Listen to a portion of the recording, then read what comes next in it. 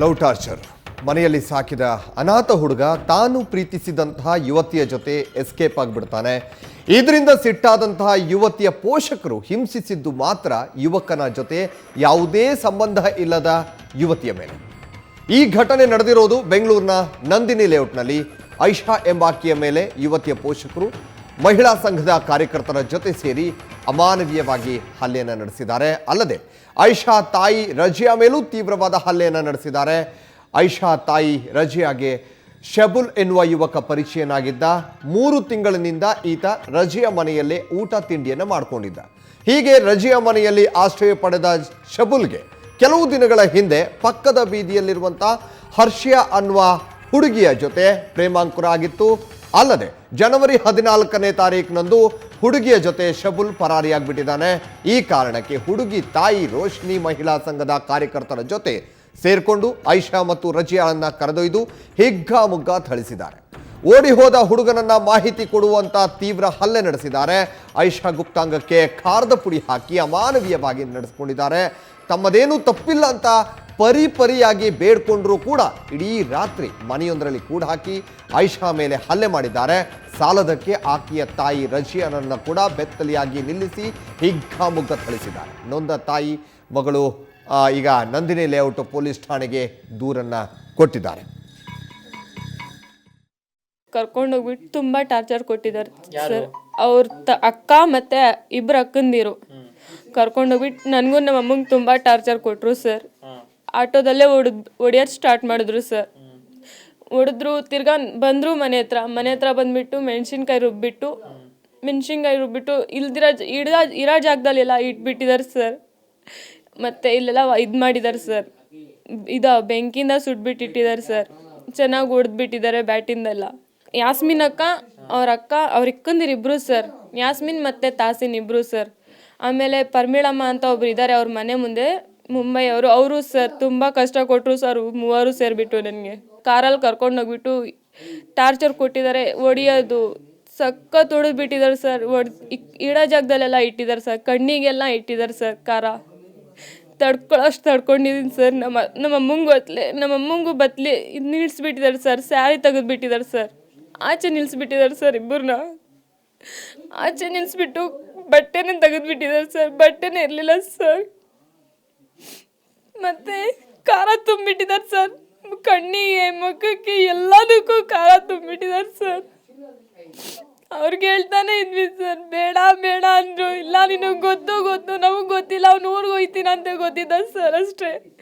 ನಮ್ಮ ಅಮ್ಮಗೆ ನೆನೆ ಬ್ಲಡ್ ಹೋಗ್ತಾ ಇದ್ರಿ, ನೀನು ತೋರಿಸೋ, ನಿಮ್ಮ ಅಮ್ಮನ ಜೀವ ಬೇಕಾ ಅಂತ ಟಾರ್ಚರ್ ಕೊಟ್ಟರು ಸರ್. ನಮಗೂ ಹೊಡೆದವ್ರೆ ಸರ್, ಬೆಳ್ಳಿಗೆಲ್ಲ ಹೊಡೆದವ್ರೆ. ಅವರು ಹೆಣ್ಣು ರೀತಿಯಾಗಿರೋದು ರಾಕ್ಷಸಿಗಳು, ಅವ್ರು ಹೆಂಗಸ್ರಲ್ಲ ಸರ್. ನಾವು ಹೇಳ್ತಾ ಇದ್ದೀವಿ, ನೋಡಿ ಅಮ್ಮ ನಮ್ದೇನು ನಮ್ಮ ತಪ್ಪಿಲ್ಲ, ನಾವು ಧೈರ್ಯವಾಗಿ ಮಾತಾಡ್ತೀವಿ, ನಾವೇನು ತಪ್ಪು ಮಾಡಿಲ್ಲ. ಇದು ನಿಮ್ಮ ಹುಡುಗಿ ಹೋಗಿರೋದೆ, ನಮ್ಗೆ ಯಾಕೆ ಕೇಳ್ತೀರಾ ನೀವು?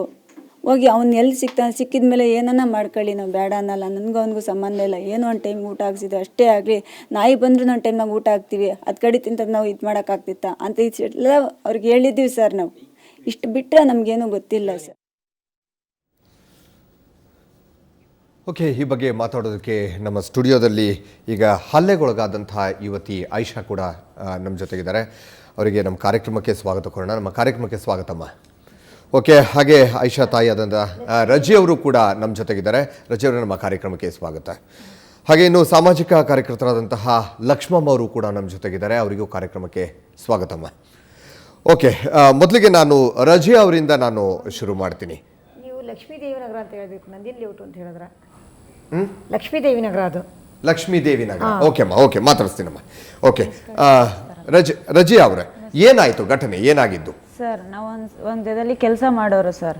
ಅವನಲ್ಲಿ ಕೆಲಸ ಮಾಡೋ ಜಾಗದಲ್ಲಿ ಒಂದು ಪರಿಚಯ ಆದ ಸರ್.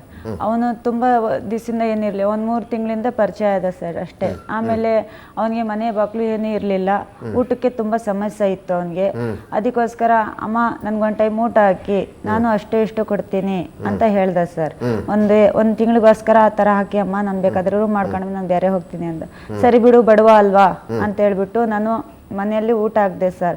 ಊಟ ಹಾಕಿರೋದೆಷ್ಟೋ ಅಷ್ಟೇ ಸರ್. ಅವನು ಪರ್ಸ್ನಲ್ ವಿಷಯ ನನಗೆ ಗೊತ್ತಿಲ್ಲ ಸರ್. ಇಷ್ಟು ಬಿಟ್ಟರೆ ಏನೂ ಗೊತ್ತಿಲ್ಲ. ನನ್ನ ಮಟ್ಟಿಗೆ ನಾನು ಕೆಲ್ಸಕ್ಕೆ ಹೋಗ್ತಾ ಇದ್ದೆ. ಅವ್ನು ಊರಿಗೆ ಹೋಗ್ತೀನಿ ಅಂತ ಹೇಳ್ಬಿಟ್ಟು ಅವ್ನು ಊರಿಗೆ ಹೋದ ಸರ್.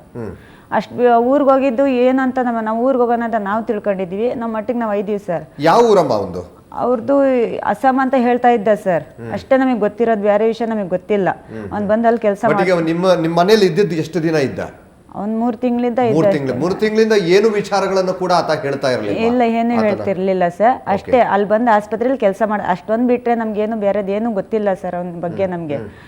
ಅಷ್ಟು ತಿಳ್ಕೊಂಡು ನಾವು ಸುಮ್ಮನೆ ಇದ್ರೆ ಅವ್ನ ಮಟ್ಟಿಗೆ ಅವ್ನು ಊರಿಗೆ ಹೋಗೋಣ ಅಂತ ನಾವು ತಿಳ್ಕೊಂಡಿದ್ದೀವಿ ಸರ್. ಬಟ್ ಈ ಹುಡುಗಿ ಕರ್ಕೊಂಡು ನಮಗೆ ಗೊತ್ತಿಲ್ಲ ಅದೆಲ್ಲ. ಆಮೇಲೆ ನನ್ನ ಮಟ್ಟಿಗೆ ನಾವು ಕೆಲ್ಸಕ್ಕೆ ಹೋಗಿದ್ವಿ. ತಿರುಗನೇ ದಿವಸ ಬಂದುಬಿಟ್ಟು, ಹೋಗಿರೋದು ದಿವಸ ಬಿಟ್ಟು ತಿರುಗನೇ ದಿವಸ ಬಂದುಬಿಟ್ಟು ನನ್ನ ಮಗಳಿಗೂ ಆ ಹುಡುಗಿ ಮದುವೆ ಆಗೋ ಹುಡುಗನಿಗೂ ಏಕದಮ್ಮಾಗೆ ಕರ್ಕೊಂಡೋಗಿರೋದು. ಆ ಹುಡುಗಿಯವ್ರ ಮನೆಯವರು ಮತ್ತು ಪೊಲೀಸರು ಬಂದು ಕರ್ಕೊಂಡೋಗಿರೋದು. ಅವನ ಆಕ್ಟಿವಿಟೀಸ್ ಹೇಗಿತ್ತು ಮನೇಲಿ? ಹೇಗೆ ನಡ್ಕೊಳ್ತಾ ಇದ್ದ? ಅವನು ಒಳ್ಳೆ ಸ್ವಭಾವ ಸರ್. ಒಂದು ತಾಯಿಕ್ಕಿಂತ ಹೆಚ್ಚಿನಾಗಿ ನಾನು ಪ್ರೀತಿಸ್ತಿದ್ದ ಸರ್. ನನ್ನ ಮಗಳಿಗೂ ತಂಗಿಕ್ಕಿಂತ ಹೆಚ್ಚಿನಾಗಿ ಪ್ರೀತಿಸ್ತಿದ್ದ. ಅವನ ಹತ್ರ ಅಂತ ಏನ್ ಕೆಟ್ಟ ಸ್ವಭಾವಗಳು ಇರ್ಲಿಲ್ಲ ಸರ್. ಯಾರಿಗನ್ನ ಕೇಳಿ ಎಲ್ಲೂ ಕೂಡ ಅನುಮಾನ ಬರ್ಲಿಲ್ವಾ? ಇಲ್ಲ ಸರ್, ಒಂಚೂರು ಅವನ ಅನುಮಾನನೇ ಇಲ್ಲ ಸರ್. ಆ ಥರ ಇದ್ದ ಸರ್. ಅವನು ಮಗನ್ಕಿಂತ ಹೆಚ್ಚಿನಾಗಿ ನನಗೆ ತಾಯಿಕಿಂತ ಹೆಚ್ಚಿನಾಗಿ ಅವ್ನು ಪ್ರೀತಿಸ್ತಿದ್ದ. ಅದ್ರ ಬಗ್ಗೆ ನಾನು ಅವ್ನಿಗೆ ಇಕ್ಕಂಡೆ ಆಗಲಿ, ನನ್ನ ಕೆಟ್ಟ ಭಾವದಿಂದ ನಮ್ಮ ಮನೆಗಳೇನು ಇಕ್ಕಂತಿರ್ಲಿಲ್ಲ ಸರ್. ಅವನೇನು ನಮ್ಮ ಮನೆಗೆ ರಾತ್ರಿ ಆಗ್ಲೂ ಏನು ಇರ್ತಿರ್ಲಿಲ್ಲ ಸರ್. ಒಂದು ಟೈಮ್ ಊಟ ಮಾಡ್ತಿದ್ದ, ಅವ್ನ ಮಟ್ಟಿಗೆ ಅವ್ನು ಕೆಲ್ಸಕ್ಕೆ ಹೋಗ್ತಿದ್ದ. ಅಷ್ಟು ಬಿಟ್ಟರೆ ಏನಿಲ್ಲ ಸರ್ ಅವನ ಹತ್ರ.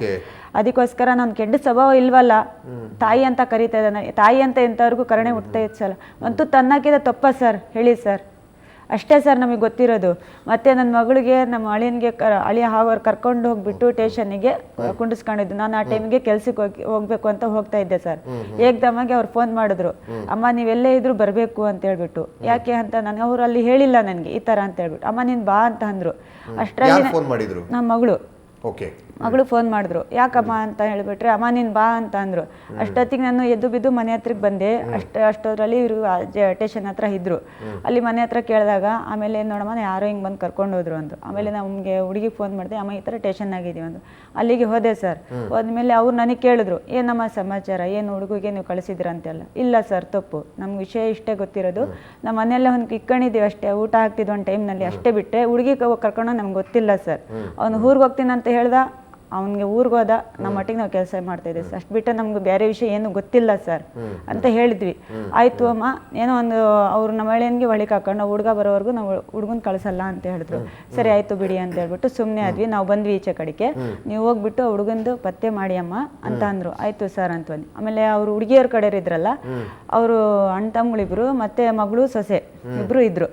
ಅವ್ರು ಏನು ಮಾಡಿಬಿಟ್ರು, ಅವ್ರ ಜೊತೆಗೆ ಹಾಕೊಂಡು ಜೊತೆಯಲ್ಲಿ ನಿಮ್ಗೆ ಏನು ಪ್ರೂಫ್ ಇರ್ತಿತ್ತು, ನಿಮ್ಗೆ ಏನು ಗೊತ್ತಿರ್ತದೆ ಅವ್ನು ತೋರಿಸಿ ಅಂತ. ಸರಿ ಆಯಿತು ಅಂತ ಹೇಳ್ಬಿಟ್ಟು ನಾವು ಅದೇನು ಟಿನ್ ಫ್ಯಾಕ್ಟ್ರಿ ಅಂತ ಒಂದು ಗೊತ್ತಿತ್ತು, ಅವ್ನು ಹೇಳ್ತಿದ್ದ, ಅಲ್ಲಿಗೆ ಹೋಗ್ತೀವಿ ಅಂತ ಹೇಳ್ಬಿಟ್ಟು. ಅವ್ರದ್ದು ಯಾರ್ದೋ ಒಂದು ರಿಲೇಷನ್ ನಂಬರ್ ಇತ್ತು. ಅದ್ರ ಮೇಲೆ ಫೋನ್ ಮಾಡಿದಾಗ ಅವರು ಮನಕಣಿದ್ರು 10-11 ಗಂಟೆಗೆ ಸರ್.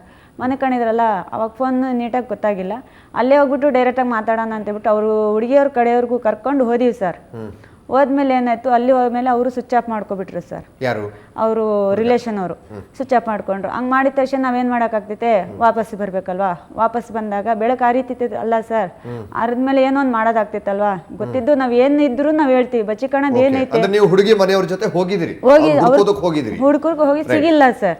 ಸಿಗ್ತಾ ಇದ್ರೆ ಮನೆಗೆ ನಾವು ಬರೋಣ ಅಂತ ಇದ್ರೆ ಮನೆಗೆ ನಮಗೆ ಕಳಿಸಿಲ್ಲ ಸರ್. ಅವರು ಮನೆಗೆ ಕಳಿಸಿಲ್ಲ. ದಾರಿ ತುಂಬ ಟಾರ್ಚರ್ ಕೊಟ್ಟರು. ನಮ್ಮ ಮಗಳಿಗೂ ತುಂಬ ಟಾರ್ಚರ್ ಕೊಟ್ಟರು ಅವರು. ಅಲ್ಲಿಗೂ ಮನೆಗೆ ದಾರಿ ತುಂಬ ಕೊಟ್ಟರು. ನಮ್ಮ ಮನೆಗೂ ಕರ್ಕೊಂಡ್ಬಂದು ತುಂಬ ಟಾರ್ಚರ್ ಕೊಟ್ಟರು ಸರ್. ನಾವು ಹೇಳ್ತಿದ್ದೀವಿ, ನೋಡಿ ಅಮ್ಮ ನಾವು ತಪ್ಪು ಮಾಡಿಲ್ಲ, ಅವನಿಗೂ ನಮಗೂ ಸಂಬಂಧ ಏನಿಲ್ಲ, ಏನೋ ಒಂದು ಪರಿಚಯದಿಂದ ಒಂದು ಊಟ ಹಾಕಿದ್ನ ಅಷ್ಟು ಬಿಟ್ಟರೆ ನಮಗೆ ಏನೋ ಅವನಿಗೂ ನಮಗೂ ಸಂಬಂಧ ಇಲ್ಲ ಅಂತ ನಾನು ಭಾರಿ ಅವ್ರಿಗೆ ಕೇಳ್ಕೊಂಡೆ. ಹಿಂಸೆ ಕೊಡಬೇಡಿ, ನಾವು ಹೆಣ್ಣೆ, ಹಿಂಸೆ ಕೊಡಬೇಡಿ, ನಮ್ಗೆ ಗೊತ್ತಿಲ್ಲ, ಬೇಕಾದ್ರೆ ಎಲ್ಲರೂ ವಿಚಾರಿಸ್ಕೊಂಡು ನಮ್ಗೆ ಗೊತ್ತಿದ್ರು ನಾವು ನಿಮ್ಗೆ ಒಪ್ಪಿಸ್ತೀವಿ, ನೀವು ಬೇಕಾದ್ರೆ ನೀವೇನನ್ನ ಮಾಡ್ಕೊಳ್ರಿ, ನಮಗೂ ನಮಗೂ ಸಂಬಂಧ ಇಲ್ಲ ಅಂತ ಹೇಳಿದೆ. ಆದ್ರೆ ಅವರು ಕೇಳಿಲ್ಲ ಸರ್. ಮನೆ ಒಳಗೆ ಹಾಕೊಂಡು ತುಂಬ ಹಿಂಸೆ ಕೊಟ್ಟರು, ನನಗೂ ಹಿಂಸೆ ಕೊಟ್ಟರು. ಮೆಣಸಿನ್ಕಾಯಿ ಪುಡಿ ಖಾರದ ಮತ್ತೆ ಮಿಕ್ಸಿಯಲ್ಲಿ ಹಾಕಿಬಿಟ್ಟು ತುಂಬ ಹೇಳ್ಬಾರ್ದು ಸರ್, ಅದು ಆ ಥರ ಹಿಂಸೆ ಕೊಟ್ಟರೆ ನನ್ನ ಮಗಳಿಗೆ. ಆಮೇಲೆ ನನಗೂ ಹಿಂಸೆ ಕೊಟ್ಟರೆ. ನನಗೆ ಚಾಕದಲ್ಲಿ ನನಗೂ ಹಾಕಿ ಬಟ್ಟೆ ಹಾಕಿ ಬಂದ್ಬಿಟ್ಟು ಚಾಕದಲ್ಲಿ ಕಟ್ ಮಾಡಿ ಹಾಕಕ್ಕೆ ಬಂದರು. ನಾನು ಕೈ ಅಡ್ಡ ಕೊಟ್ಬಿಟ್ಟೆ, ಕೈಗೆ ಹಾಕ್ಬಿಟ್ರು ಅವರು. ಕೈಗೆ ಆಗಿದ ತಕ್ಷಣ ರಕ್ತ ತುಂಬ ಹೋಯ್ತು ಸರ್. ರಕ್ತ ಹೋಗ್ತಿದ್ರು. ನನ್ನ ಮಗಳಿಗೆ ಹೊಡಿತಾ ನನ್ನ ರಕ್ತ ತೊಗೊಂಡೋಗಿ ನನ್ನ ಮಗಳಿಗೆ ಅಷ್ಟೇ, ನೋಡಿ ನಿಮ್ಮ ಅಮ್ಮ ಸಾಯ್ತದಾಳೆ, ಹೇಳು ಅಂತ ಅವಳಿಗೆ ತುಂಬ ಟಾರ್ಚರ್ ಕೊಟ್ಟರು. ಅವಳಿಗೆ ಅಷ್ಟು ಬಿಟ್ಟರೆ ಅವಳಿಗೆ ಏನೂ ಗೊತ್ತಿಲ್ಲ ಸರ್. ಅವಳು ಮನೆಯಾಗೆ ಇರೋಳು, ಅವಳಿಗೆ ಎಲ್ಲೂ ಕಳಿಸ್ತಿರ್ಲಿಲ್ಲ, ಮನೆಯಾಗೆ ಇರೋಳು. ಅವನ ಬಗ್ಗೆ ಅಷ್ಟು ಗೊತ್ತೈತೆ, ಅವಳಿಗೆ ಏನು ಗೊತ್ತಿತ್ತು ಅದು ಹೇಳೋಳು ಅಷ್ಟೇ ಸರ್. ಇಲ್ಲ ನೀನು ತೋರಿಸ್ಲೇಬೇಕು ಅಂತ ತುಂಬ ಟಾರ್ಚರ್ ಕೊಟ್ಟರು ಅವಳಿಗೆ. ಕಟ್ಟಿದ್ದಕ್ಕೆ ಅವಳು ತಡಿಲಾರ್ದ ಈ ಥರ ಅವನ ಜೊತೆ ಹುಡುಗ ಇನ್ನೊಂದು ಜೊತೆ ಯಾವುದೋ ಒಂದು ಪರಿಚಯ ಆಗಿತ್ತು. ಅವ್ರಿಗೆ ಸ್ವಲ್ಪ ಕರ್ಕೊಂಡೋಗಿದೆ ಅದೇ ಫೋನಿನ ಯಾವುದೋ ಒಂದು ಫೋನಿನ ಬಗ್ಗೆ ಏನೋ ದುಡ್ಡಿನ ಬಗ್ಗೆ ಸರ್ ಅದೇನಾಯ್ತೋ ಗೊತ್ತಿಲ್ಲ. ಅವಳಿಗೊಂಚೂರು ಗೊತ್ತಿರೋದಕ್ಕೆ ಅವಳು ತಡಿಲಾರ್ದ ಅವನಿಗನ ಸಿಕ್ಕಾಕ್ಸಿಬಿಟ್ಟು ಕೇಳೋಣ ಅವ್ನಿಗೇನ ಗೊತ್ತಿರ್ಬೋದೇನೋ ಅಂತ ಹೇಳ್ಬಿಟ್ಟು ಆ ಹುಡುಗಿ ಅಲ್ಲಿ ಕರ್ಕೊಂಡು ಹೋಗಳೆ. ಬಟ್ ಈ ಹುಡುಗಿ ಏನು ಮಾಡಿಬಿಟ್ರಳೆ, ಅವಳು ಮನೆ ನೋಡಿಲ್ಲ, ಸೊಂದಿ ನೋಡೋಳೆ, ಮನೆ ನೋಡಿಲ್ಲ, ಬೀದಿ ನೋಡೋಳೆ, ಮನೆ ನೋಡಿಲ್ಲ. ಅದು ಕರ್ಕೊಂಡೋಗ್ಬಿಟ್ಟಿದ್ರೆ ಕಾರ್ನ ಕರ್ಕೊಂಡು ಹೋಗೋರು ಸರ್. ನನ್ನ ಮನೆಗೆ ಬಿಟ್ಬಿಟ್ಟು ಮನೆ ಕೂಡ್ಬಿಟ್ಟು ಅವಳಿಗೆ ಕಾರ್ನ ಕರ್ಕೊಂಡು ಹೋಗೋರು. ಓಕೆ ಅಮ್ಮ, ಮಾತಾಡಿಸ್ತೀನಿ ನಾನು ನಿಮ್ಮನ್ನು. ಹಾಗೆ ಐಶಾ ಅವ್ರನ್ನೂ ಮಾತಾಡಿಸ್ತೀನಿ, ಲಕ್ಷ್ಮಮ್ಮ ನಿಮ್ಮನ್ನು ಕೂಡ ಮಾತಾಡಿಸ್ತೀನಿ ನಾನು. ಏನಾಯಿತು ಘಟನೆ ಬಗ್ಗೆ ನಿಮ್ಮಿಂದ ಕೂಡ ವಿವರವನ್ನು ಪಡಿತೀನಿ.